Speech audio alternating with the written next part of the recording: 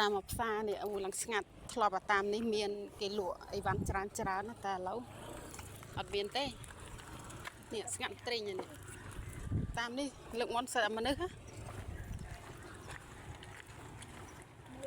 មក6:14នាទីហើយឥឡូវមើលគេបិទអស់ហើយគេទៅផ្ទះហ៎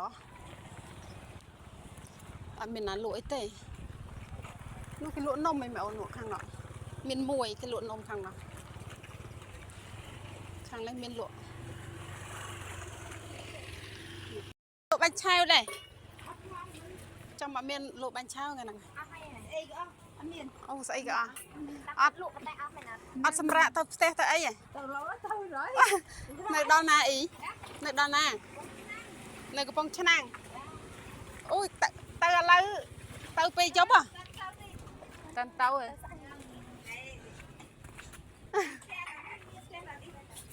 មានផ្ទះនៅនេះហូបនំឬក៏មិនឬក៏ដើរទៅមើលនោះសិនចាដើរទៅមើលទៅមុខបន្តិចសិនអីគេបិទអស់ហើយបងប្អូននេះឃើញគេទៅផ្ទះស្ងាត់អស់ហើយស្អែកចូលឆ្នាំថ្ងៃណាថ្ងៃទី12គេបិទអស់ហើយថ្ងៃទី13ចូលឆ្នាំឥឡូវនេះតាមនេះអីមើលបងប្អូនរាល់ដងមនុស្សច្រើនណាអស់លេងហើយបិទអស់លេងស្ងាត់ត្រេងទៅកន្លែងណាក៏ស្ងាត់ដែរនៅកន្លែងនេះនៅមានលក់អូ